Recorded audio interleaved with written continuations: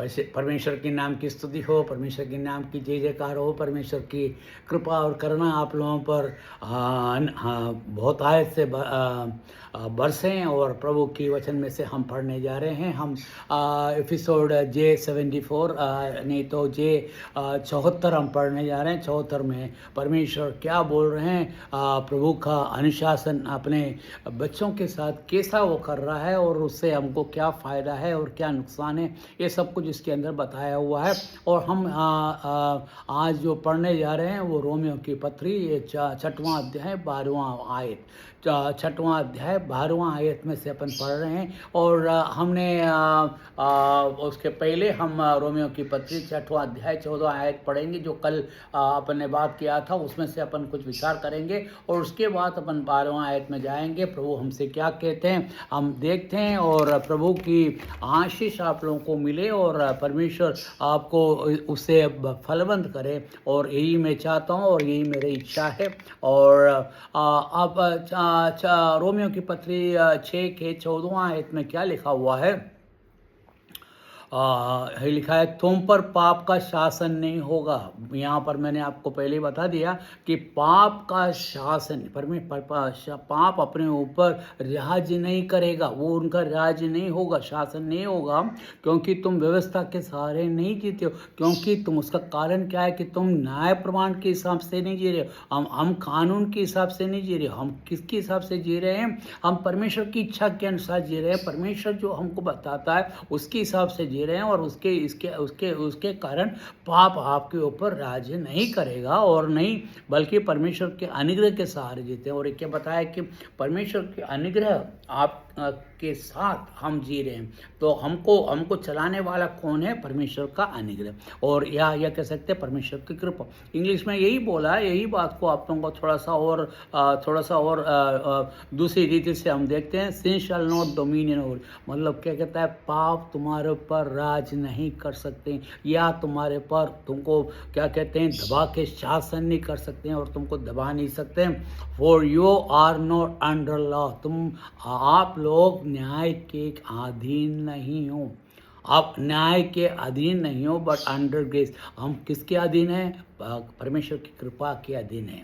तो परमेश्वर की कृपा के अधीन होने के कारण पाप हम पर न्याय नहीं कर सकता, क्योंकि परमेश्वर की कृपा उससे ऊंचा है। और हम कानून के हिसाब से नहीं, परमेश्वर के कानून, परमेश्वर का कानून है, परमेश्वर का कृपा जो है हमको ये सब मुसीबतों से छुड़ाने वाले। और आज हम अब 12वां आयत में हम पढ़ते हैं, क्या पढ़ते हैं, 12वां आयत के अंदर हम ये पढ़ते हैं, इसलिए तुम्हारे नाशवान शरीरों के ऊपर पाप का वंश ना चलेगा।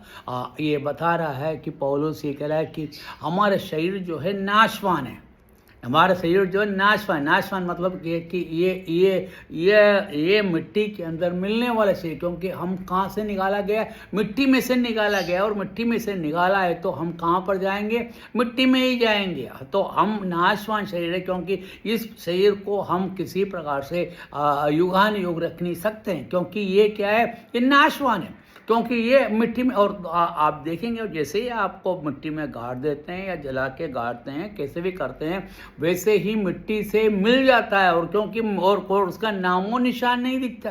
तो हमारे शरीर क्या नाशवान, तो इसलिए तुम नाशवान शरीर के ऊपर, इसलिए तुम्हारे नाशवान शरीरों के ऊपर पाप का वंश न चले, क्योंकि इस नाशवान शरीर के ऊपर यदि अब उसके ऊपर देखा जाए तो क्या होगा, पाप का वंश ना चलेगा, वश नहीं चलेगा। उसका मतलब क्या है कि पाप हमारे ऊपर काबिल आपको कंट्रोल नहीं कर सकते, या आपको ऊपर न्याय नहीं कर सकते। पाप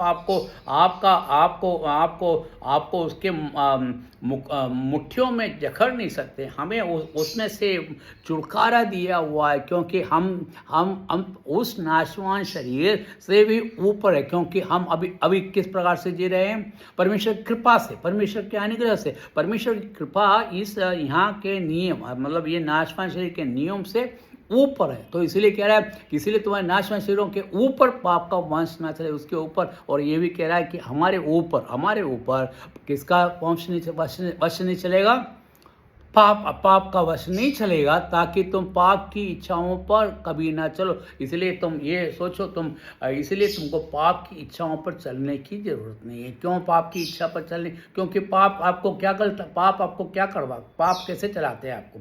पाप आपको गलत राहों पे चलाते हैं, क्योंकि वो आपको मतलब शैतान आपको इस प्रकार से बंधित होकर आपको उसके वश में करके वो उसकी इच्छा के अनुसार चलाता है।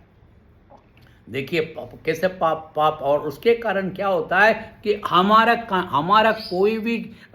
कोई कंट्रोल नहीं है। मतलब हम उसको किसी प्रकार से हम उसको रोक नहीं सकते, क्योंकि पाप हमको वश में कर लिया मतलब आपको उसने जकड़ मोड़ कर उसके हाथ में कर लिया, उसके पंजे पे कर लिया। इसलिए वो जो कहता है वो उसी के हिसाब से चलते हैं, क्योंकि तुम उसके जकड़ में, उसके पंजे में हो, और तुम उस पंजे में से निकलना बड़ी मुश्किल है, और निकल भी नहीं सकते, क्योंकि हम पहले कहते हम पाप के वश में चलने वाले थे।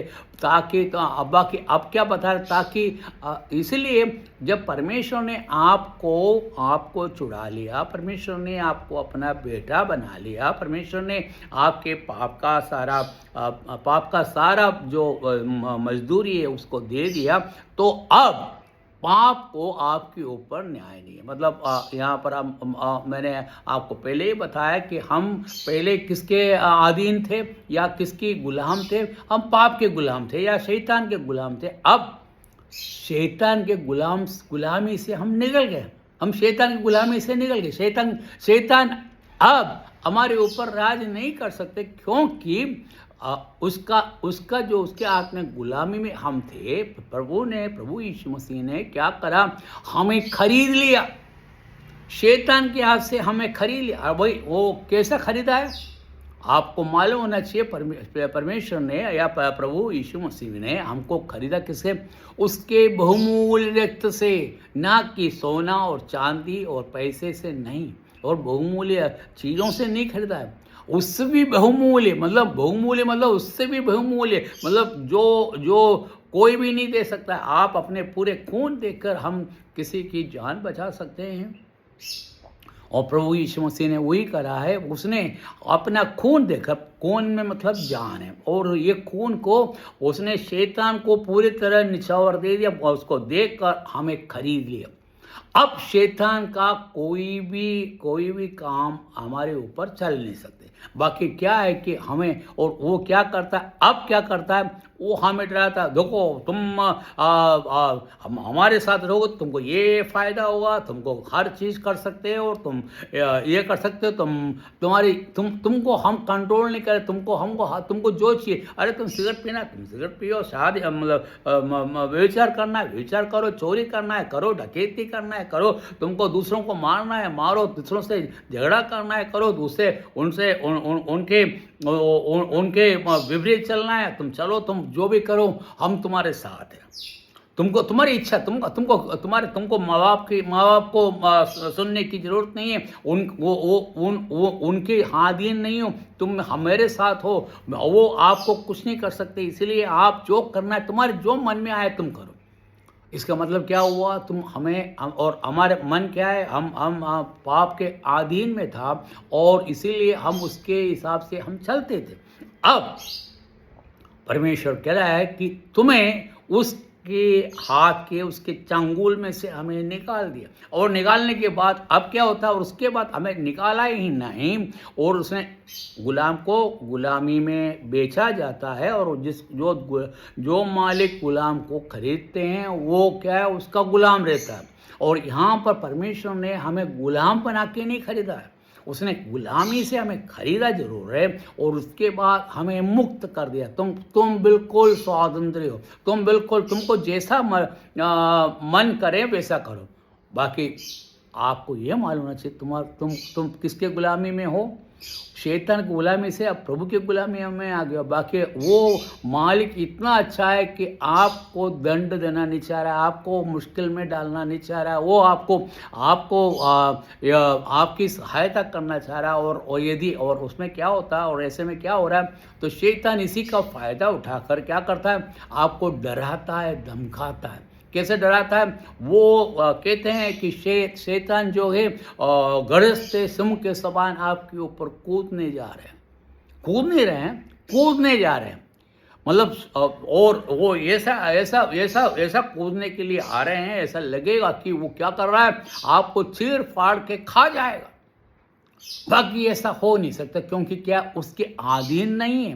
पहले उसके अधीन में था तो वो कुछ भी कर सकता था। अब किसके अधीन में? उससे भी सर्वशक्तिमान परमेश्वर के अधीन में। उससे भी सर्वशक्तिमान कैसे परमेश्वर का कैसा हुआ? क्योंकि जिसने शैतान को बनाया है वो परमेश्वर के अधीन में है। मतलब जिसको बनाया है वो एक सृष्टि है, वो परमेश्वर नहीं है। परमेश्वर ने उसको अपने अपने जबान से उसको बनाया और उसको अधिकार दिया, और वो जो है परमेश्वर का सृष्टि है। और उसके अलावा कुछ नहीं। जैसे हम सृष्टि हैं, वो भी परमेश्वर सृष्टि है। बाकी हमारा और इनका ये फर्क है कि हम मिट्टी से बनाया गया हुआ है। हम मिट्टी से बनाया हुआ है और उसके परमेश्वर की छाया में, परमेश्वर के रूप में हमको बनाया गया है। बाकी शैतान जो है मतलब क्या कहते हैं आप, आसमानी चीज़ों से बनाया हुआ है। मतलब वो उसका मरना नहीं है, वो मर नहीं सकते। शैतान कभी भी नहीं मरते। हाँ, उनका पाप करने के कारण क्या हुआ, वो दंड भोगता रहेगा। वो कब तक दंड भोगता रहेगा? अनंत काल तक, क्योंकि उसको मरना है ही नहीं। तो अब जब परमेश्वर जब आएगा, वो न्याय करेगा, तो क्या करेगा? शैतान को, भाई तुमने ये पाप किया है। और वो परमेश्वर तो सच्चा न्यायाधीश है, वो धार्मिक न्यायाधीश है। वो ऐसा कोई काम नहीं करता है जो कानून के, मतलब परमेश्वर के वचन के मुताबिक ने उससे वो ये कहेगा, तुम देखो तुमने कितना बुरा काम किया है, तुम्हारा अंत कहाँ होगा? आग के झील में। तो शैतान को हम प्रकाशित वाक्य के पुस्तक में हम पढ़ेंगे तो हमको मालूम पड़ेंगे कि शैतान को आग के झील में झोंक दिया जाएगा, मतलब उसको फेंक दिया जाएगा। वहाँ पर सिर्फ क्या है? रोना और पीटना और दान पीसने के अलावा कुछ नहीं। क्योंकि आपको, मतलब उस शैतान को कहाँ पर फेंकना है? आग के झील में। और उसको मालूम है, उसको अच्छी तरह मालूम है वो आग के झील में जाने वाला है। और इसलिए क्या करता है? वो दूसरों को ही भटकाता है। मेरे समय यहाँ पर ख़त्म हो रहा है, मैं इसलिए यहाँ पर कहता है, ताकि पाप की इच्छाओं पर कभी ना चलो। इसलिए तुमको खरीद लिया है, इसलिए तुम पाप की इच्छाओं पर नहीं चलना है। परमेश्वर का वचन को आप देखिए। और मेरे यहाँ पर समय समाप्त होते हैं, इसलिए मैं यहाँ कहता हूँ, परमेश्वर ने आपको बहुमूल्य रक्त से खरीदने के कारण आप परमेश्वर के बेटे और बेटियाँ हो, और इसके कारण पाप आपको अधीन नहीं कर सकते हैं और आपके वंश में नहीं कर सकते। परमेश्वर की स्तुति हो, परमेश्वर की जय जयकार हो, परमेश्वर के नाम की महिमा हो। आमीन।